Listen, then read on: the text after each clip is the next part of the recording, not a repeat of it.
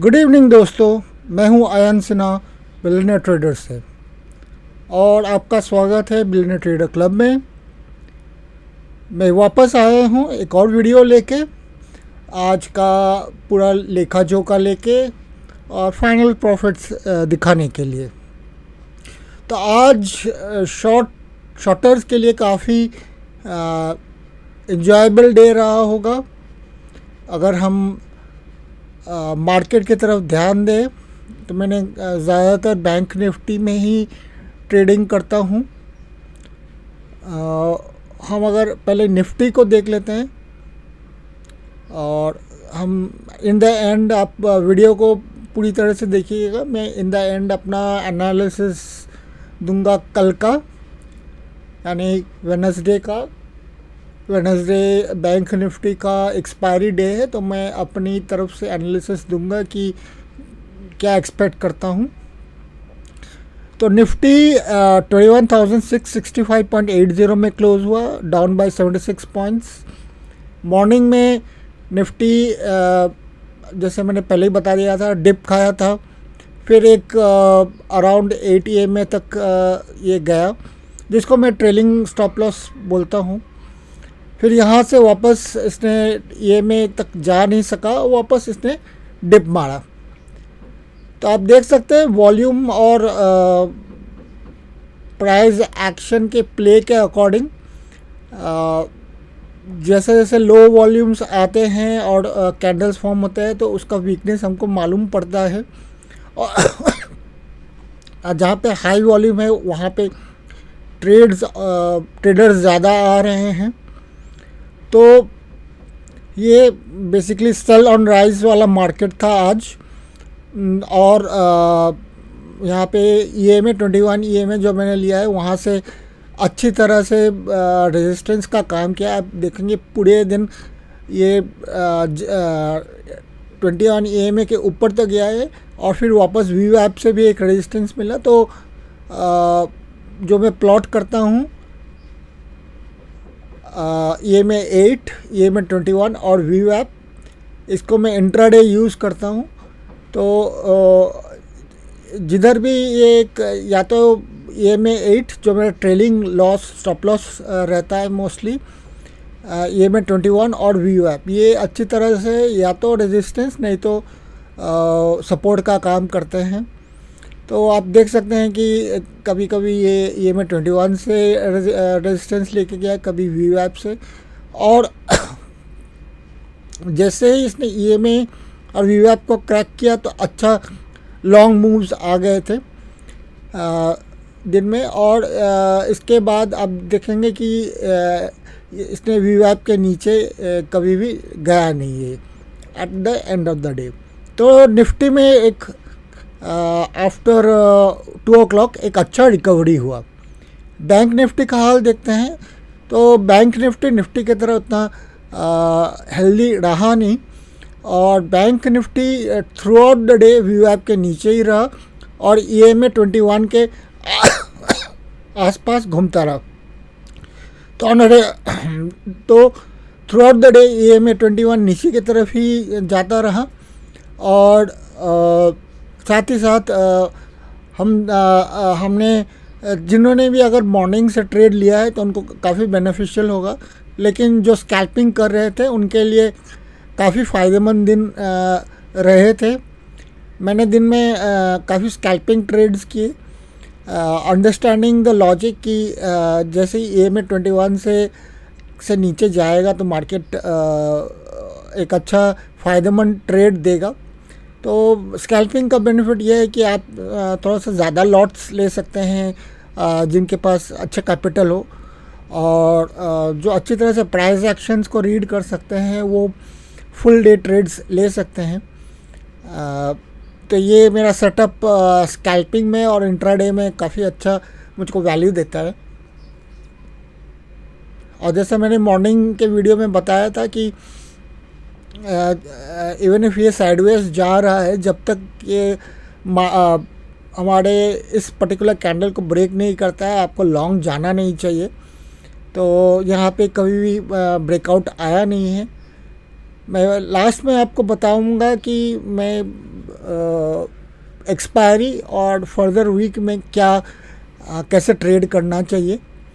तो आप देख सकते हैं कि जिन्होंने साइडवेज मूवमेंट में ट्रेड लेने की कोशिश की, बेसिकली फ्रॉम 11:45 से लेकर ऑलमोस्ट 3 o'clock तक कोई भी ट्रेड था नहीं। तो लॉट ऑफ ट्रेडर्स में हैव हिट स्टॉप लॉस, और ये नहीं तो यहाँ पे आप ऑप्शन सेलिंग करके थोड़ा सा पैसा कमा सकते हैं, लेकिन ऑप्शन सेलिंग इंट्राडे के लिए ज़्यादा उतना बेनिफिशियल होता नहीं है।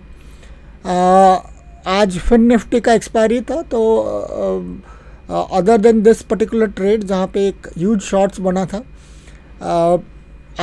ज़्यादा कुछ बेनिफिशियल नहीं था, ट्रेड्स बन नहीं रहे थे टिल ये व्यूएक के ऊपर गया, और यहाँ पे यहाँ से एक रेजिस्टेंस जो कि प्रीवियस डे मतलब कि फर्स्ट का एक स्विंग लो से एक पर्टिकुलर रेजिस्टेंस बनता है, वहाँ से आपको एक गिरावट मिली जहाँ से शॉर्ट बन सकते हैं। तो मैं फर्दर प्राइस एक्शन के वीडियोस में बताऊंगा कि आप रेजिस्टेंस सपोर्ट को कैसे यूज़ करते हैं लेवल जानने के लिए, और वहाँ से आप कैसे ट्रेड ले सकते हैं। मैं अपने प्रॉफिट्स भी दिखा देता हूँ। तो आज सुबह को मेरा ऑलमोस्ट 24,000 प्रॉफिट था।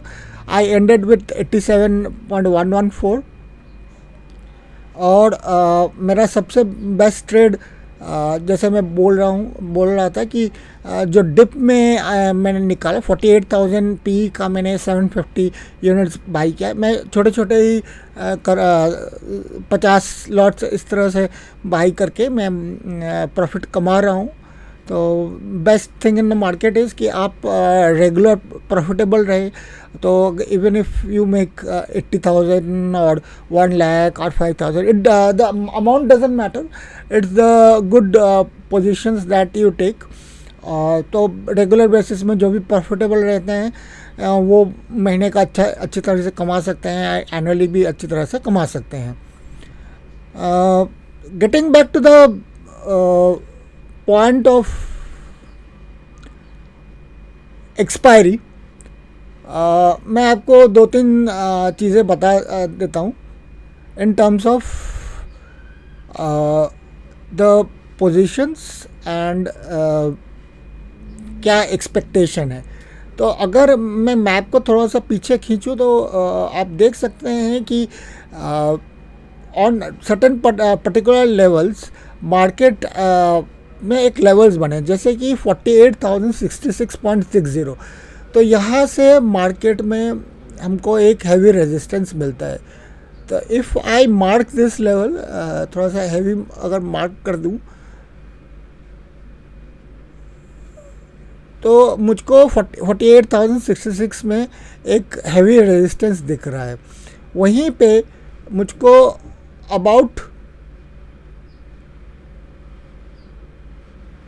47,489 से लेकर 40,420 तक मुझको एक हैवी सपोर्ट दिख रहा है, और हल्का सा सपोर्ट यहाँ पे 47,624 है।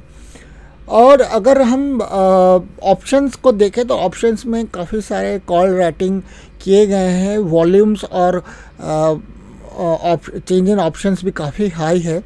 Even though end of the day थोड़ा सा मार्केट में हल्का सा ये लास्ट इसमें एक हल्का सा मूव आया था, बट जिस तरह से मार्केट दिख रहा है, जिस तरह से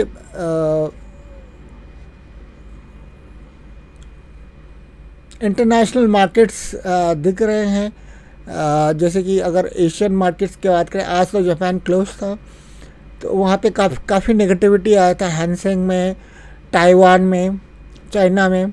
और अगर हम यूरोपियन मार्केट्स की बात करें तो लंदन मार्केट और जर्मन मार्केट्स भी नेगेटिव में है। डाउ फ्यूचर्स की तरफ अगर ध्यान दें तो डाउ फ्यूचर्स में काफ़ी गिरावट आई है ड्यूरिंग द डे।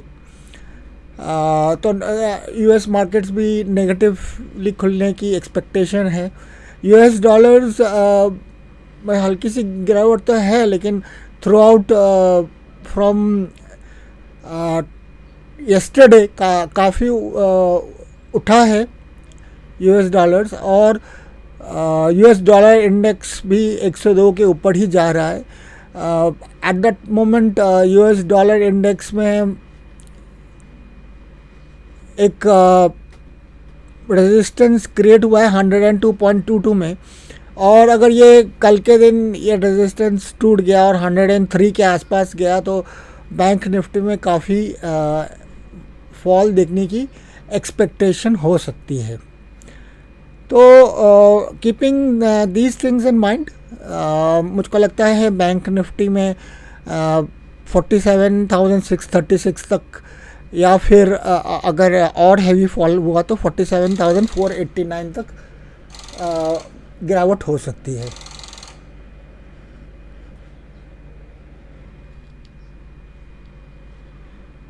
तो हमको 47,624 तक या फिर 47,300 तक गिरने की एक्सपेक्टेशन हो सकती है। लेकिन अगर बहुत ज़्यादा ही बेयरिश रहा तो हो सकता है 47,400 तक भी गिर सकता है। दूसरी बात है, दूसरी एनालिसिस करते हैं, ये हम सेंटिमेंट्स देखते हैं in half an hour chart. तो सेंटिमेंट में काफ़ी नेगेटिविटी है। ये 30 मिनट्स में फिबोनाची ड्रॉ किया गया है, तो फिबोनाची में आप देख सकते हैं 50% के नीचे है, और अगर ये 47,573 के नीचे गया तो इसमें और भारी गिरावट आ सकती है। तो इसमें गैन बॉक्स का ड्रॉ किया है, तो आप देख सकते हैं कि गैन बॉक्स के अकॉर्डिंग ये एक पर्टिकुलर रेजिस्टेंस लेवल को ब्रेक कर दिया है इसने, और ब्रेक करके ये नीचे की तरफ भाग रहा है, और ये ईएमए से काफ़ी दूर है। तो इसमें 60 से 70% चांसेस इसका बियरिश होने का है। तो दोस्तों, मैंने आप लोगों को एक अपना व्यूज़ बता दिया है। आई होप आप ये व्यूज़ को पसंद करेंगे। अगर ये कोई बाय सेल का रिकमेंडेशन नहीं है, ये एक मेरे व्यूज़ हैं। आप जब भी ट्रेडिंग करें, आप अपने सीख के समझ के ट्रेड करें। ये एक एजुकेशनल पर्पस के लिए है, और आप ट्रेडिंग करते टाइम अपना कैश मैनेजमेंट, अपना रिस्क मैनेजमेंट खुद करें। ये मैं सेशंस, ये वीडियोस में लाता रहूँगा। जो भी बिगनर्स हैं, जो भी इंटरमीडिएट ट्रेडर्स हैं, ये देख के आप चार्ट रीडिंग करके आप समझ के आप आगे बढ़ें। बस इसको कॉल्स लेने के लिए, टिप्स लेने के लिए ये वीडियोस को ना यूज़ करें। My purpose is to teach you how to read charts, how to understand the charts, and how to trade and be successful. Thanks a lot, friends. Good night to you, and I hope आप ये videos को और देखें और मुझको subscribe करें।